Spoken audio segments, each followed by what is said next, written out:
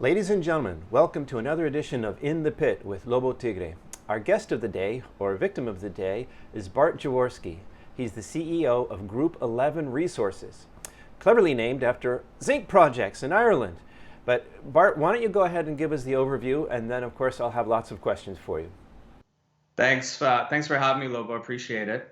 So I do have in the background here some slides. You can see that we are based in Ireland. We're doing advanced stage zinc exploration, as you know. And so what I thought I'd do is just warn you about forward-looking statements, obviously. First, maybe tell the audience a little bit about the team and myself in particular. We've never met before, so for your benefit as well. But I'm the co-founder and CEO of this company since myself, John Barry, and David Furlong started the company back in, I guess it was early 2015, so 4 years ago now. All three of us are geologists. We're based in Ireland, basically. But in terms of my background, I've been in the industry for about 24 years as a geologist. I was, I guess, initially in the field, mostly up in the Yukon looking for gold. I was actually one of the guys that put together the regional synthesis on the Canadian side of the Yukon Tanana terrain on a regional synthesis program, narrowed it down to 6 properties, one of which was Coffee Creek. So narrowed it down to that one ridge. So I at one point had 10% of that project, and then took off to Australia to meet my wife, who's Irish. So that's kind of how that happened, how I I, ended up I in was Ireland. wondering, Jaworski doesn't strike me as a particularly Irish name. Not yet. Not yet. Yeah, so unless I put an O in front of it or something like that, but yeah. So that is my heritage is in Poland, obviously. But yeah, so my wife and I moved to Ireland back in 2011, late 2011, and that's how we ended up in Ireland. But effectively from the Yukon, I moved on to Raymond James, and I was an analyst at Raymond James covering uranium, platinum, and general exploration stories as well as production stories like Cameco and whatnot. So Trelawney, Lakeshore, Stornoway, a lot of companies like that. I was working with Eric Sonsherb at the very beginning. And then when my wife, for family reasons, needed to go to Ireland, back to the homeland, Davy Stockbrokers gave me basically took me on as a gold analyst. So I was covering gold and iron ore out of Dublin, which was a very interesting situation. So I got to cover Rio Tinto. I got to do regression analysis on gold, which is a fascinating topic. And that's just effectively what I did so I was a mining analyst essentially for 12 years.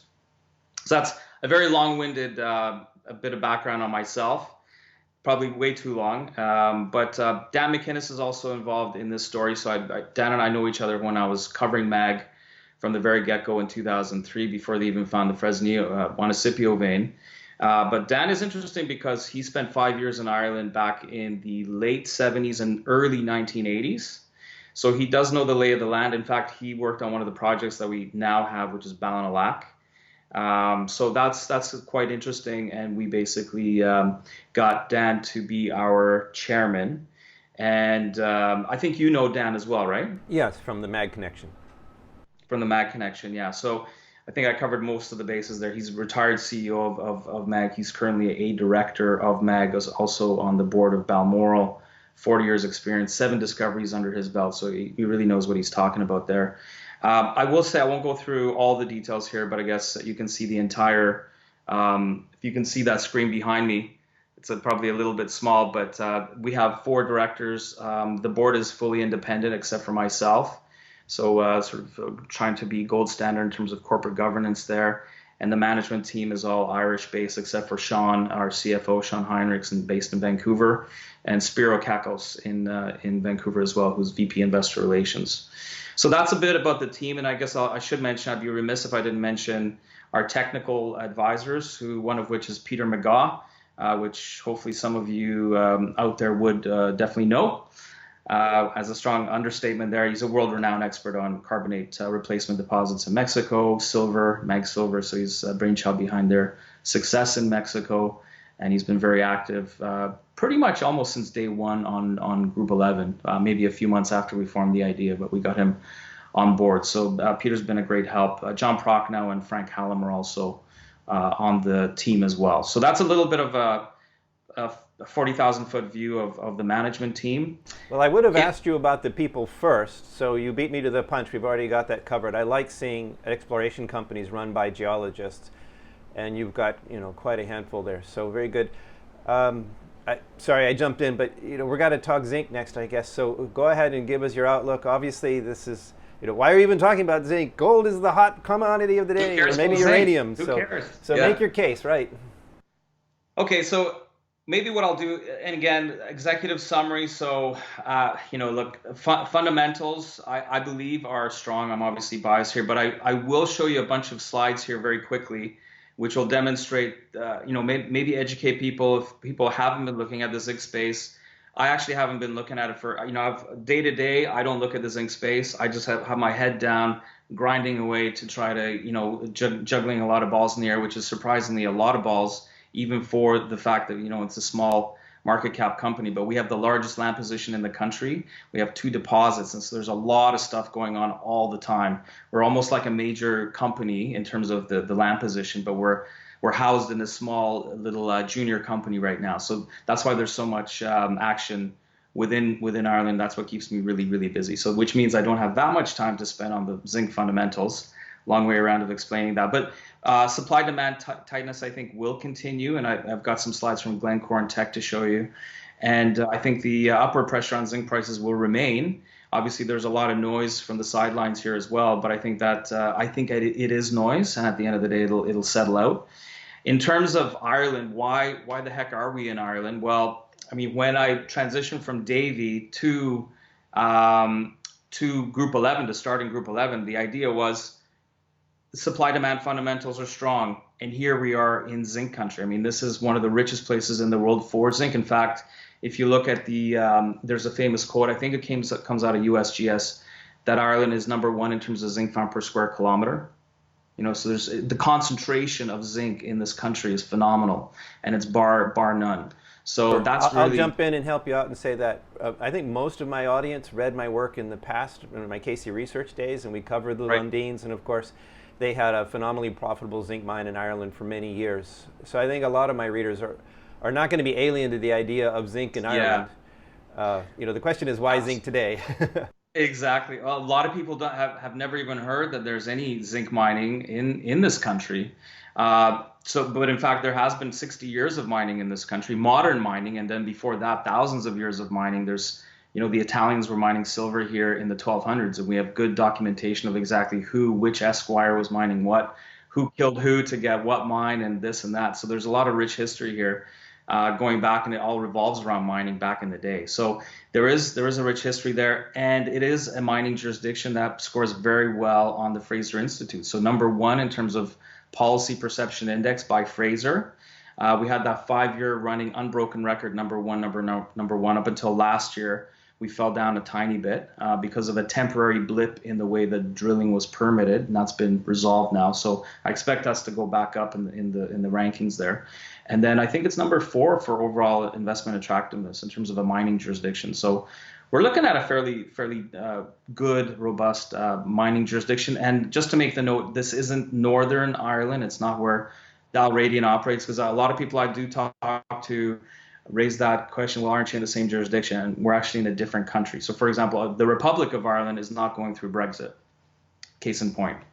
The other little tidbit here is that the Republic is #3 in terms of zinc production in Europe. So we were #1 up until Lisheen Galmoy were exhausted. Now we're left with only one mine in the country, and that's Navan. And it's elephant country, for lack of a better word. Navan, for example, is definitely a very, very large world-class mine. If you add up all the production and current resources, it's roughly about 100 million tons at 10%, zinc and lead combined. So it's a real, there's not that many deposits like it, especially sulfide deposits out there in the world. So it really is prime hunting country. And then again, let me jump in there again. I was going to come to this later, but since we're talking Ireland, let's stay on the subject. And okay, I get that it's not Northern Ireland. But they're still covered with really cute, fluffy sheep with those black faces. And okay, there's one producing mine, and there's a long history, but it's been a long time since somebody permitted a new hard rock mine, hasn't it? And how is the political reality on the ground for that? It's so green and beautiful. Do people really want another mine, and can you get it permitted there?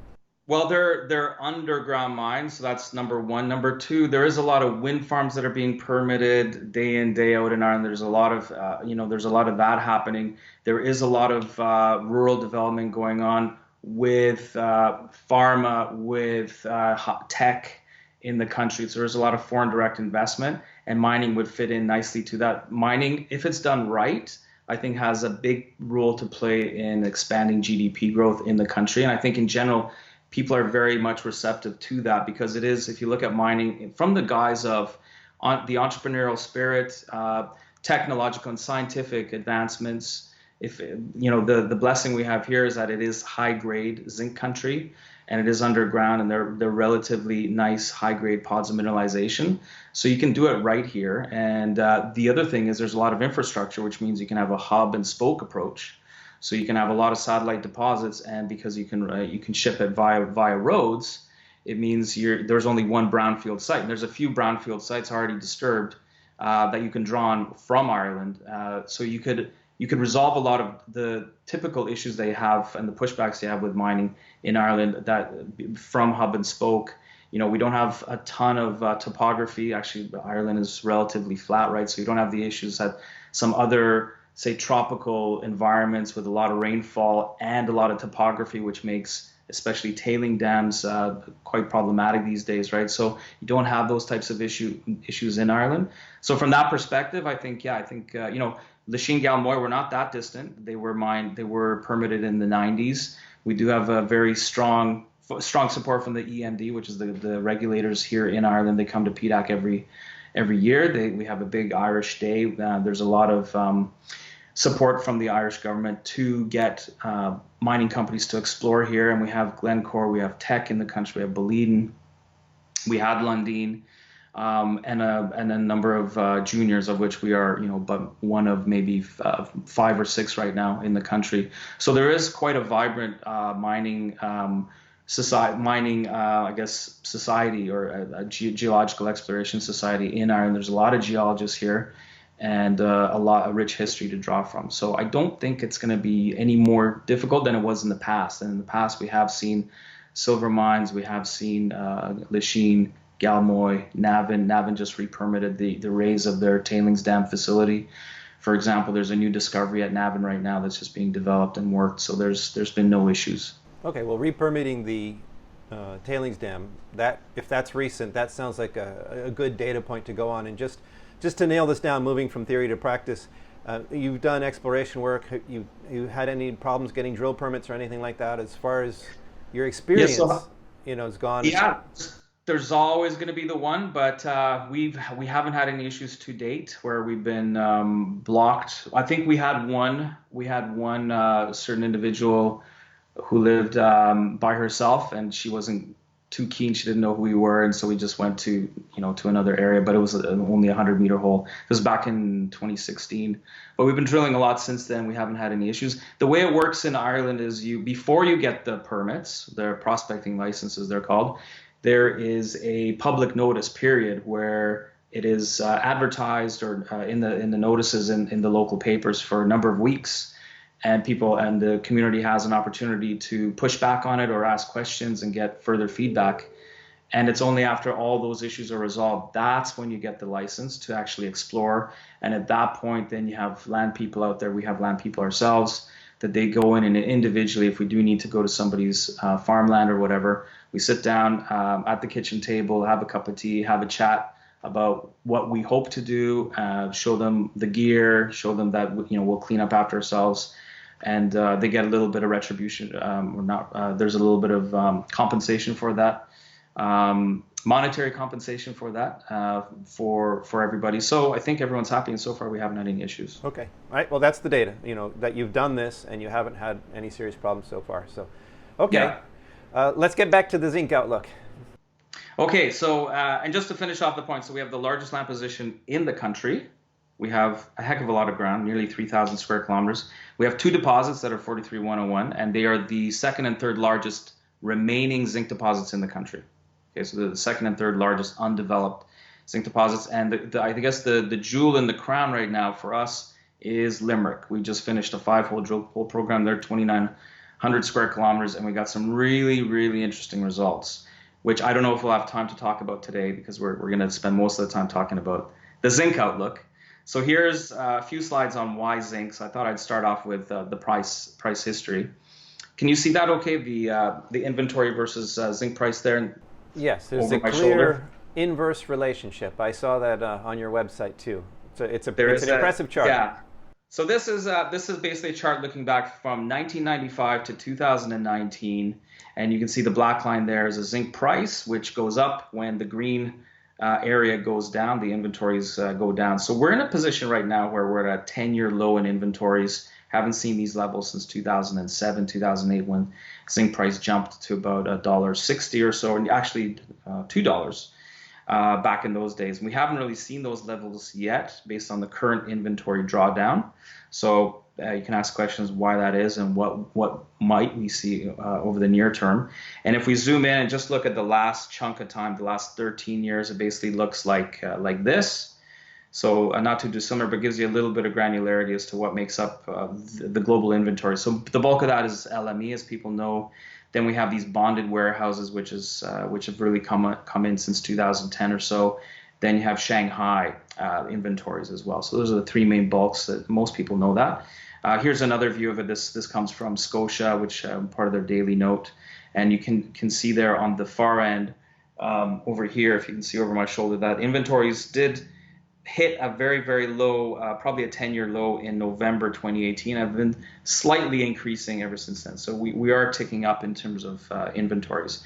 But the big question is, why did inventories drop in the first place? Actually, my big question was, if the alligator jaw's already opened, how do we know they're not closing? Like in your previous chart with the inverse relationship, it looks like you had this great big opportunity, but maybe now it's narrowing. Well, that's what I was hoping to discuss with you. And look, I just want to discover the truth as much as anybody. And so what I thought I'd lay out, nobody has a crystal ball, nobody knows. But what I can do is just show people what, for example, Glencore and Teck think, because they're the ones that are at the forefront of this, and they've done the most amount of work, and they're in it. So I'll show you a few quick slides, but essentially the answer is, why have inventories gone down to date is because of faltering mine supply. Very simple, and this is a chart that shows that. So, for example, inventory or the global production has been relatively flat after a fairly large rise from 2003 to 2012-13, and we had that inflection point here where things really tapered off. And the red part of that chart there is China. So China's about 30%, 30 to 35% of global mine supply. After that, you have Australia in the blue, and then the green layer there is Peru. And really, you can see the global mine supply has tapered off. So what I thought I'd do is just look at the top 3 zinc producing countries. Like I mentioned, China in red, Australia in blue, and Peru in green. And you can see that China has really faltered since about, not faltered, but has the upside's been capped, and production there has been relatively flat to down. And that's actually down, if I remember correctly, down 14% from that 5 million ton level.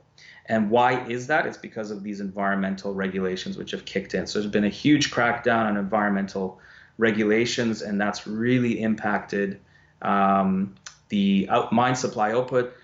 Grades have also been waning, down from 4% zinc down to, I think they're at 3.5 right now. They're heading to 3.4.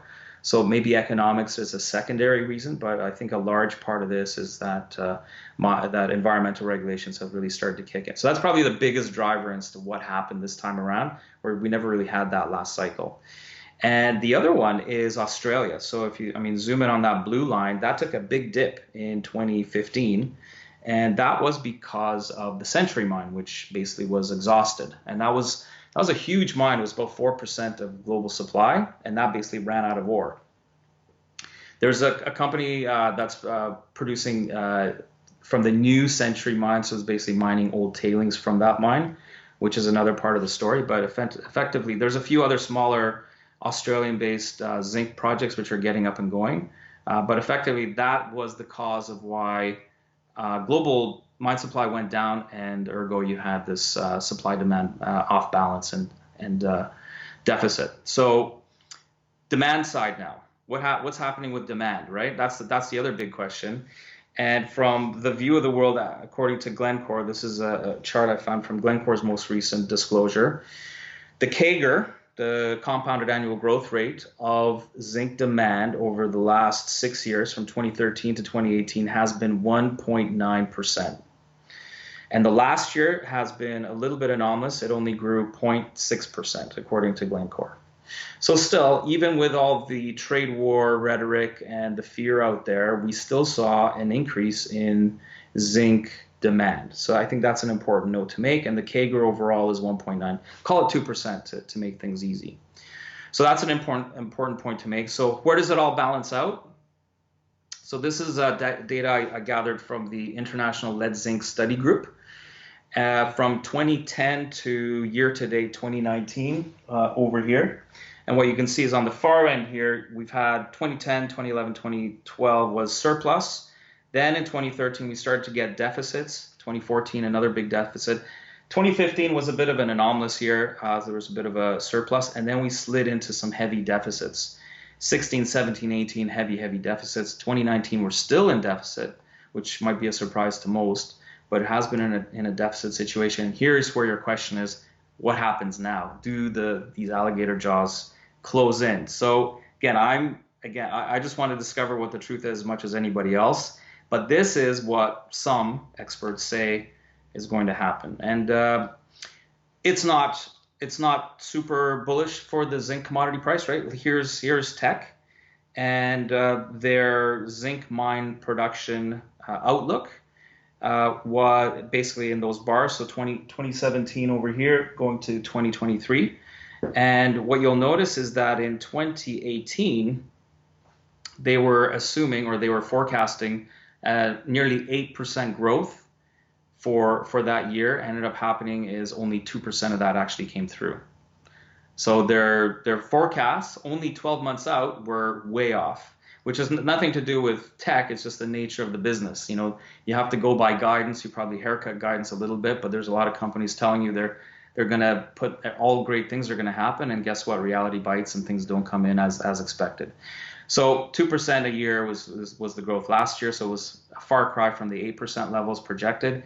And again, next year we're projecting, or not we, but tech is projecting an 8% growth in the supply. And where's that coming from? Essentially, it's coming from China, Glencore, Dugald River, Gamsberg, New Century, and there's a smattering of other smaller new mines around the world. And that's the chart that you basically see there. So, well, if you believe that number, then that's takes away a little bit of the upside pressure on the zinc price, certainly. Okay.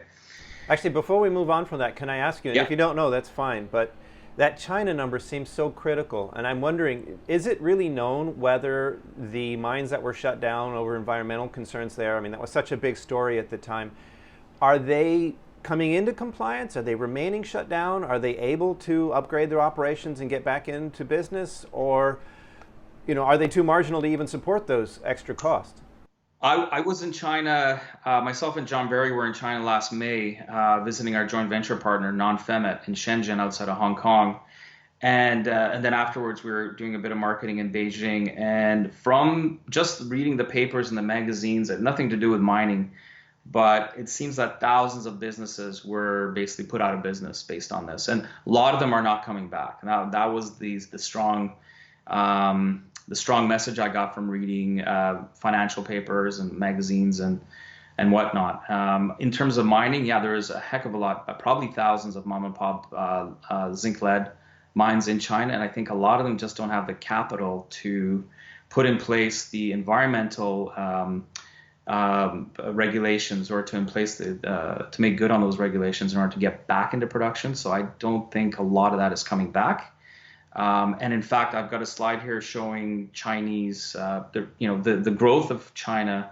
Maybe there's a bit of rebound as mines come into compliance, but Chinese growth is predicated over the next 3 years on one mine in Tibet, which is a large mine, but it's at 5,500 meters in elevation above sea level. It is very remote. It's in Tibet as well. And it's not your typical sulfide deposit. It's a zinc carbonate deposit, which means your levels of smithsonite versus other carbonate zinc metals throws off your metallurgy potentially. So there's questions about metallurgy, there's questions about remoteness, there's questions on altitude and all those factors. It was supposed to be in production by now. It hasn't. I haven't heard anything since. So, Chinese growth, I'm not entirely sure that it's going to come in. There were projections again, another slide that I have. Maybe I'll fast forward and just show you that slide. I'm getting way ahead here. But yeah, look but at this it's an interesting question. Oh yeah, okay, absolutely. So here you have, if you can see it well, those green labels are the projections of growth of Chinese production, and the blue are the actuals.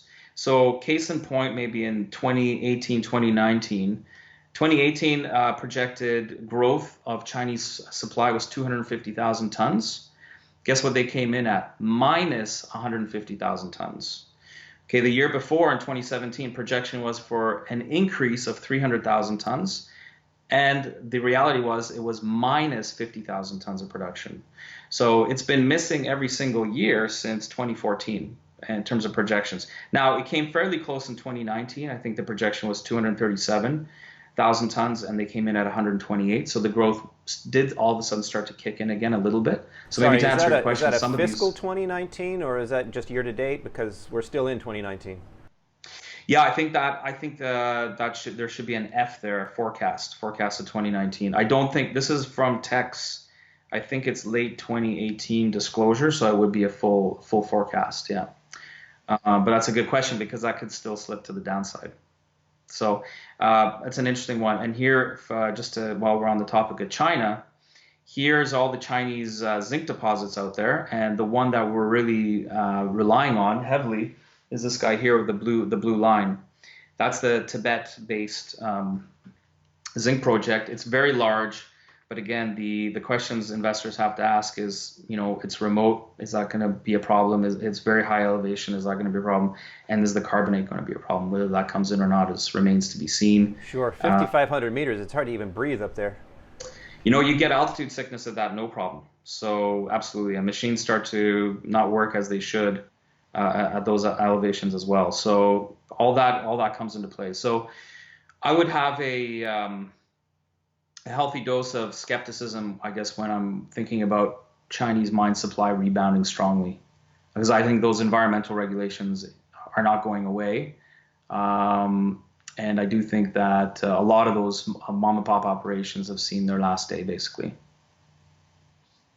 So that's a little bit about that. So here's another interesting chart from Tech's latest disclosure, and basically has those blue bars showing, now this is refined zinc production from 2019 to 2024. And over top of that, you have the sort of the dotted lines, if you can see those, that's the projections of demand. And the low demand scenario is about 1.2% growth, and the high demand is about 2%. So you can see basically from this, it looks like 2019, we have a slight deficit. 2020, we're in balance. It looks like maybe a little bit of surplus. 2021, a bit of surplus. And then we start getting out of that in 22, 23, 24. We start getting into a deficit situation again, depending on what the demand growth rate is going to be. And again, mind you, take a big grain of salt with these blue bars, because again, look at the big leap expected from 2019 to 2020. So I haven't run the numbers on that, but that's probably a good, healthy 10% increase year over year in 2020. So whether that's actually reality or not, that remains the question. So the other question is, okay, what happens, in this gap beyond, I guess in this gap here, beyond the committed supply, we need new supply after a few years. Demand is going to outstrip the current supply, and you need new mines to come on stream. And this is where this chart comes in. This is all the greenfields projects and the restarts. And it basically shows that if in a perfect world, all these greenfields projects come into, and they're mostly greenfield, if they come in and actually go into production, yeah, that will fill the gap for a number of years. But again, like I mentioned with that Tibet Chinese mine, there's always problems with these things. You see mines in the Yukon, for example, Selwyn Basin, that have been around for many a year. I don't think you need to sell that one too hard. Problems with mining, that never happens. Exactly. That never happens. That never happens. Now here's a different take. This is a chart from Glencore now, which is quite interesting, and a little bit of a different take. So there, where Teck was assuming an 8% growth rate in supply, mine supply, Glencore seems to be assuming 6.4% year-over-year growth in 2019. And so their growth rate here for 2019, I don't know if you can see that okay, it's a little bit grainy, but they're basically saying, in this chart, they're basically saying, look, if supply grows by 6.4% as we expect, what kind of demand has to happen for the market to be in balance? And what this graph shows is that demand has to erode 2% from current levels for there to be balance in the market. Minus 2% is very unlikely, considering we have a CAGR of 2% for the last 6 years. But say, there's a trade war and it gets bad.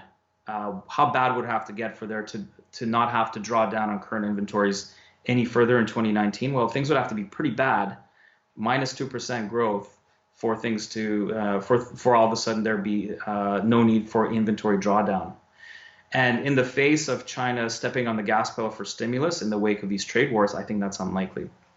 That's my take, but maybe getting ahead of myself there. Now in 2020, if you look, if supply does continue to clip along at 6% again, then you're essentially meeting your demand line in 2020. And there, I think Glencore, judging by this chart, Glencore does seem to be saying that there is a balance coming in 2020. So again, more of a sober view on maybe where the market is heading. Okay, so where does that leave us? Really, two questions in my view for investors, right?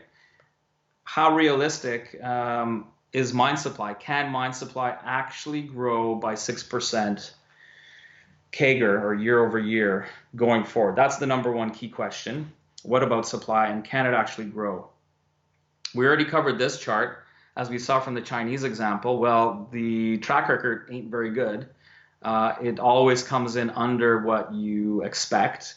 I think that could be a broad statement about most of the industry, not just China. China's no different than the rest of the Western world in terms of projections and actualities. And in fact, maybe now even more so, very similar, because environmental regs are similar in China as they are in the rest of the world. And so permitting delays are just the nature of the game, right, in the mining industry.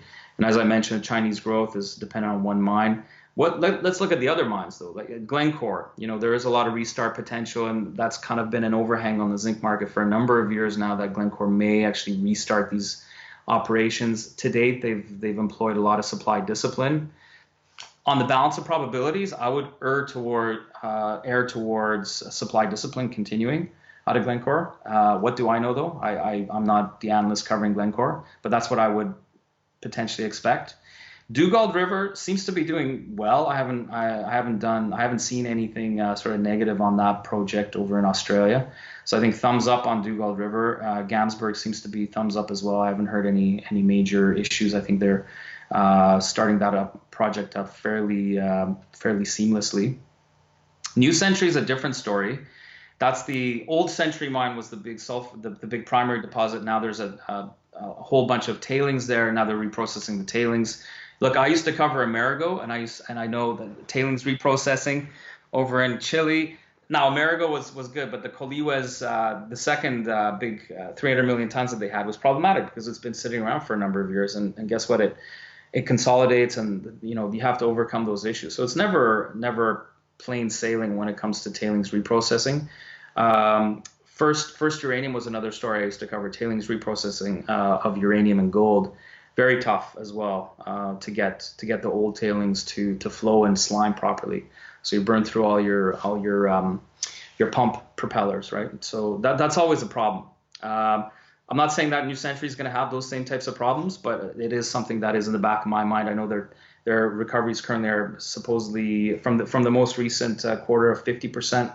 Nameplate is 86%. Does that actually come to the fore? And there's a silica, as New Century themselves have said, there's a silica issue that they're monitoring with those concentrates. So whether that's, they're getting full dollar for their concentrates because of that silica or not remains to be seen.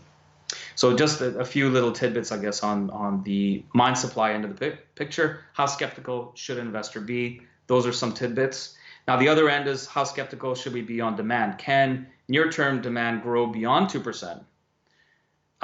Maybe it won't even reach 2%. I got to jump in there and say, though, I mean, you've rightly and fairly identified the trade war as an issue, but we also just have sort of the general cool down in the global economy, the ECB cutting its growth projections. I mean, even the U.S., the Fed has, all but signaled a rate cut in the next meeting, and they may say, oh, it's just for insurance or just in case. But everybody knows that means that not all is well in Mudville. We've seen, several economic indicators. Consumer sentiment just came out today; it was down. I'm just saying, that 2% figure might not be 2%. You said, oh, the 0.6 was an anomaly, but what if that's not the anomaly? What if the demand growth really? Or let me rephrase it. Actually, forget about the actual demand, because at the end of the day, if you're a manufacturer, you're galvanizing steel and you need your zinc or whatever, you're going to need your zinc. But if there's economic fear, if the needle really flips from greed to fear, you know that copper and zinc and lead and all the industrial minerals are going to get hit, at that moment. Even if the reality on the ground hasn't changed, even if the contract's in place, the actual need at that moment, from one moment to the next doesn't change, the price is driven by market players whose perception will have changed. And that's a kind of a loaded question, but still, that seems to me the crux of the issue here. If we're making a bullish case for zinc, what about the economy? So I would say I remember being at PDAC and being at the tech event at PDAC and tech doing a presentation, and this was before the trade war started. So everything was peachy keen, and I remember tech presenting at that time. It's like, wow, this is looking like an amazing start. We have resynchronization of the global economy. All these, it's not just about China anymore. It's all the other Asian countries all of a sudden starting to rev up all at the same time. So synchronicity was the buzzword, if you remember. And that was basically the state of play before the trade wars entered the fray. And so now it's very easy to forget that was actually there in the background. So there was a lot of nascent optimism in the market. And then all of a sudden we had the trade wars issue arise. So the big question is, things can go into one of two directions. Either we go into a full-on trade war, and then we go into a late '08 situation and things get ugly. And then there's another fork in the road. Do central bankers go, okay, I'm all in now. Let's just print money like there's no tomorrow, make late '08 look like a child's play, Mickey Mouse, or do we actually rein it in now and let the whole thing just crash under its own inertia and do a reset? Yeah, they're not going to let that happen. It may happen, but they're not going to choose that. I don't think they're going to choose that. So probably we have a late '08 mirror, or it'll never be the same as late '08, of course, but we'll have a replay where the central bankers are going to step in. We've already seen that with Mario Draghi talking about rate cuts. The Fed is talking about rate cuts potentially. So it's back in the dialogue. And I think that's, if we do start seeing a wobble in a serious way, then I think they will be there to backstop the economy. And that means, again, like we saw in late '08, because I remember late '08 very well when everybody was down in the dumps and saying base metals, it's over. For mining in general, it's all over. But of course, if we didn't have the central bankers, that would be correct. But because we live in a world with a central banking system, all of a sudden we have this perverse situation where bad is good, and the worse it gets, the better. In a weird way it is, because the more money they'll have to throw at it, and that means infrastructure spending and inflation fears and back to stuff stocks and things like that. So that's my view on that element of, I guess, that sort of fact pattern potentially, which could evolve. Okay, so let me jump in again, because actually we haven't even gotten your projects, and we only have about 15 minutes left before my next appointment. I want to get to the rocks. But just to summarize, I would say your view is that if there is an economic wobble, the central banks are likely to be the answer to that, so it would be temporary. Is that a fair summary? Well, that's not my idea. I mean, that's just that is a replay of what happened last time. I think it's likely to repeat again. This time might be way worse, but then again, I mean, what choice do the central bankers have? I think they will step in, and China is already flexing its muscle. There is the Belt and Road Initiative, and I think that's very likely to come in if things get worse. Now, on the other end of the spectrum, over here, and the first kind of juncture point we have here on our decision tree. What if things get better and at the G20, all of a sudden there is some kind of a resolution? Well, we're going to have a hell of a relief rally if that happens. And then maybe after a few weeks of that, then we'll have more of a rationalization of, okay, where are we at? Let's take stock again of the realities of growth. And maybe we'll have a year of moderate growth, and then we'll see a resynchronization of the global economy. So maybe we'll have more of a muted but generally optimistic point of view. So the balance of probabilities is it might get good or bad. If it's good, that's great. If it's bad, then somebody's going to step in and it'll be perversely good again. All right, we'll have to leave that to our viewers to decide for themselves which outlook they prefer. Let's go ahead. Tell us about your flagship project, and let's move ahead. Yeah, so I think I was just going to talk about trade, where we talk about that Belt and Road. I did want to, before, I'd be very, very remiss if I didn't throw this into the mix. That 2% does not really take into account two key factors that underpin my optimism on the zinc demand side, which is batteries and fertilizers. So on batteries, there's been a breakthrough technology over the last few years. It's very, very recent that it's rechargeable now for the first time ever. Zinc batteries were known since Edison's time. They were always a primary battery metal. But the Achilles heel of zinc was always you couldn't recharge it because it would grow dendrites and would short out the cell. There's been a way to figure that out now with powder and 3D lattice technology, and there's been papers written on it. And there's companies now developing it, and there's all that sort of going into the fray. And so this is a problem, a 100-year problem that's just been recently solved. And if you look at these companies over my shoulder here, or over here, Nant Energy, a good one to look at. EOS is a US-based company that's already supplying zinc-based batteries for New Jersey, a part of the New Jersey grid, and they've just teamed up with Brit Energy to roll this out in the EU, and that'll have a commercially viable EU plan by next year. So this is already, because I think there's a stigma with zinc batteries, it'll never happen, and it's very academic stage. But from what I see, I don't see that the case. I think this is real right now. Nant Energy deployed hundreds of its batteries in Africa and showed them to be durable and powerful and safe, and they're battering villages in Africa on solar. So it's working, and the price point seems to be better or at least equal to lithium. So watch this space, absolutely. And Zinc Ninx is another area that's another company, subsidiary of NGX, and NZinc. They're trying to break into the EV market. Actually, I admit for the long-range vehicles will be a tough sell versus lithium. I think lithium is still superior. But for small to medium range and cheap and safe, zinc looks like a shoe-in for it. And if you want to take a look at NZinc. Fertilizers is another area, and this is something real as well, because I don't know if people caught it, but Teck actually did a deal with the World Food Program in China a few months ago. China's in 2012, the 2012 plenum, I think the deal was that the Chinese government was going to start putting zinc into its fertilizer, recognizing that there's been a general depletion of zinc in the soils, which means your yields go down and the nutritional value of your crops just diminishes over time. And they're trying to correct that by adding zinc back into the mix. So that could be a 1 million ton per year type of, those are the numbers out there if you just Google it. Some of the people that are Can you put that in a percentage? 1 million tons per year, what percentage difference would that make to the zinc market? On top of 13 million ton market. Okay. So we're talking about, call it 7 to 10%-ish demand growth bump. Pretty significant. Okay.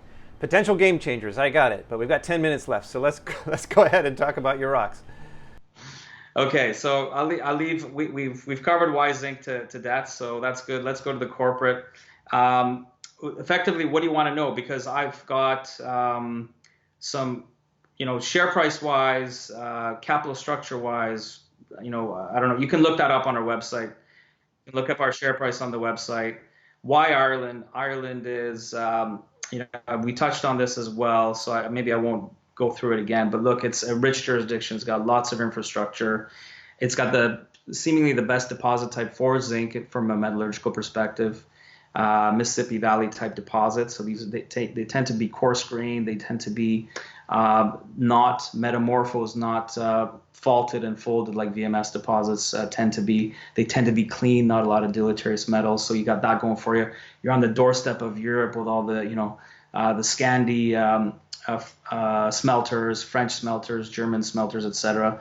So you've got a good product on the doorstep of your consumer. You've got a lot of infrastructure, power, and year-round tidewater. So it's a phenomenal place. So the geology is there, politics is there, and your infrastructure is there. Show me a better place to explore for zinc. And then you've got, the map of Ireland is there, and those red dots are our property positions. We got 2 flagship projects, and that's Ballinallack and Stone Park. We've got 2 resources. So just to make the point that we are not, a lot of people, for whatever reason, they assume that we're just grassroots and we have no meat on the bone. That's categorically incorrect. So, for example, at Stone Park here, we have 5 million tons at a whopping 11% grade. That's pretty high grade. So a billion pounds of zinc and lead, 1.3 actually, billion pounds of zinc and lead. And at Ballinallack, again, 43101, 5.4 million tons at 8.7%. Not too shabby. It's all in one spot. We're going to have a 3D model on this soon. 1 billion pounds of metal in the ground as well, right? So we are not grassroots. We do have meat on the bone. And in terms of our assets, I guess, what I do have, I don't know if I'll be able to show you this, but there it is. We have a 3D model on Limerick, which we put together. And depending on how much you want to spend on it, the real interesting bits here, I'll show you real quick, is that right beside Glencore's Palace Green deposit. So to zoom out here, all this ground here is ours. Can you see that okay? Yeah, it'll be clearer when you zoom in, but yeah, we see your doodle. So the doodle here this is all Glencore's, and all this here is our ground. All the green is our target horizon. This is a massive land package. First time ever it's been sort of united and unitized. It's 1,200 square kilometers, all the stuff on our side of the pond. And essentially, if you zoom in now and look at what resources have been found to date, this is the frontier of exploration in Ireland. You have Glencore's Palace Green deposit here. Okay, you can see that. That itself is 45 million tons at 8% zinc and lead. And right beside it is our deposit, Stone Park, which is 5 million tons at 11%. Our stuff here is about 200 meters to 400 meters deep. It's considered relatively shallow. And this is 300 meters down to 1,300 meters deep. So quite a big difference. Let me jump in there because this is really key, and we only have a little bit of time left. I'm sorry about that, but I do have another call after this. No problem. And this is really the crux of the issue. This is the value question here. You've got 5 megatons at 11.3 lead zinc. That is very high grade. I grant you that, and it's big enough to matter right near an existing mine. So you're obviously of interest to them. Why is it even possible that you have this? Why didn't they pick up this land? How is it possible that you guys have this asset? This was under Teck's control, and we bought out Teck's position. Long story short, so you can debate about how easy it is for one major to talk to another major and carve out a deal. I would assume it's not that easy, and there's a lot of lawyers on either side. So that's probably an indirect answer to your question. But Teck made a decision a couple of years back that they were going to focus on more of their grassroots, big regional stuff, more closer towards Navan. And they came to us because they saw we were backed by Mag Silver. We had a great team. We were on the ground. We were passionate about what we were doing. And they turned to us and they said, look, let's cut a deal here. And we did in mid to late 2017. We bought this for cash, and Ballinallack, we bought their Ballinallack project as well. So basically we bought what Teck could monetize essentially at that stage.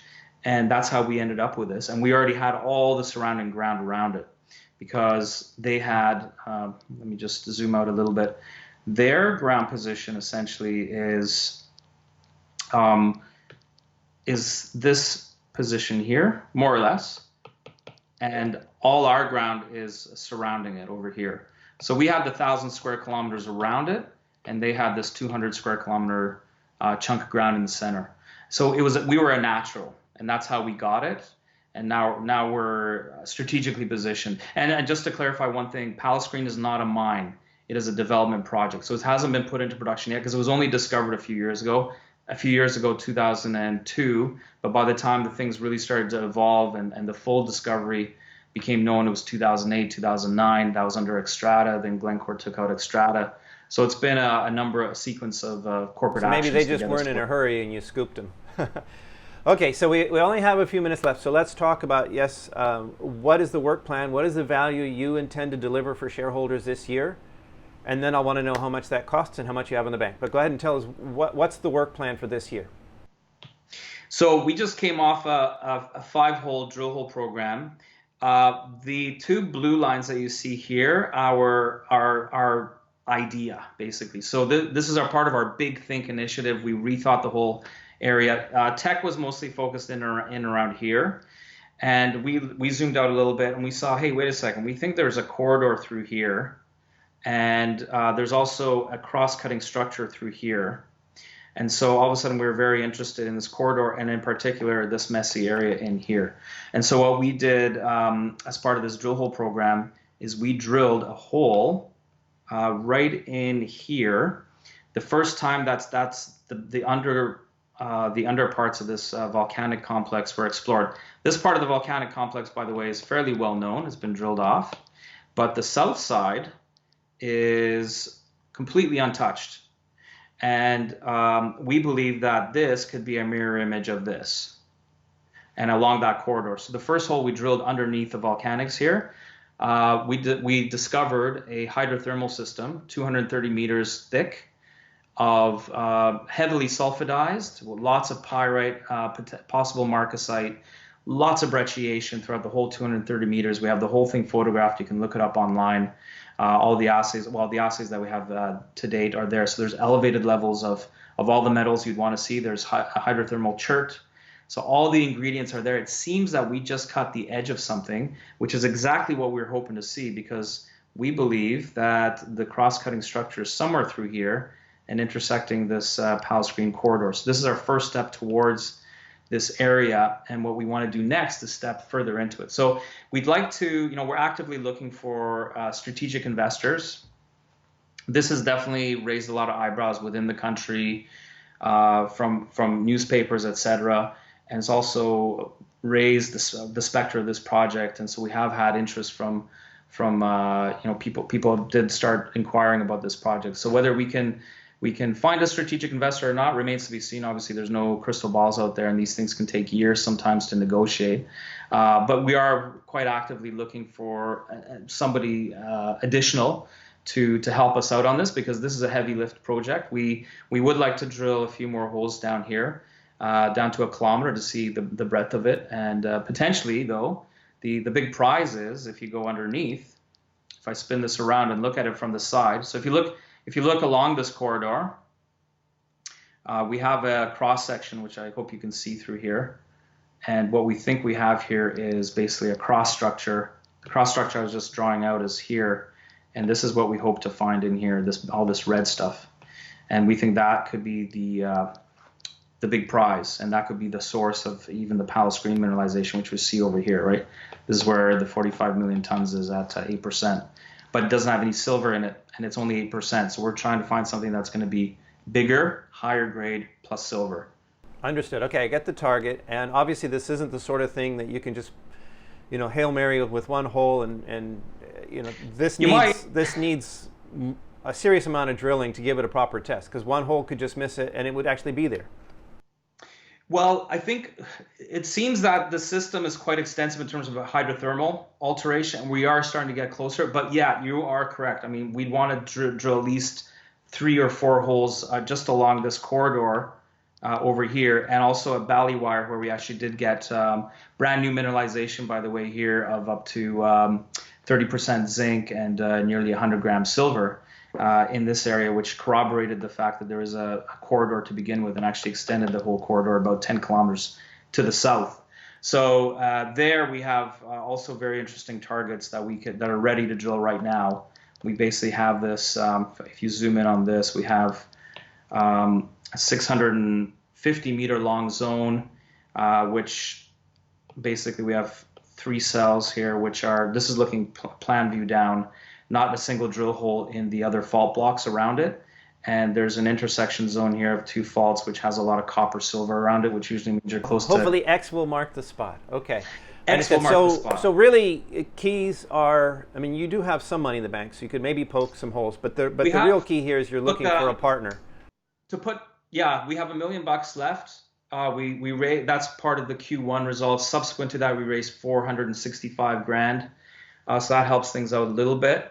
So we're comfortable, I guess you could say. Would we like to have more? Yes, but all in good measure and not at current levels in terms of share price. But look, the drilling rates. Even if we were to drill a 1 kilometer deep hole, it's only about €100 per meter. So you're only talking about €100,000 for a 1 kilometer deep hole in Ireland. That's the other advantage. So it's in Canadian dollar terms. Well, you're in the US dollar terms. It's only 10% more, right? So it's 110,000 US to drill a kilometer deep hole. So it's not going to break the bank for us to do a few more holes around here. It's not super expensive. Well, that's good to know. So there will be some drill results with or without a partner this year. Yeah, well, on Limerick right now, we're waiting for a big airborne geophysical survey that's called TELUS. It's run by the government, and they're nearly finished.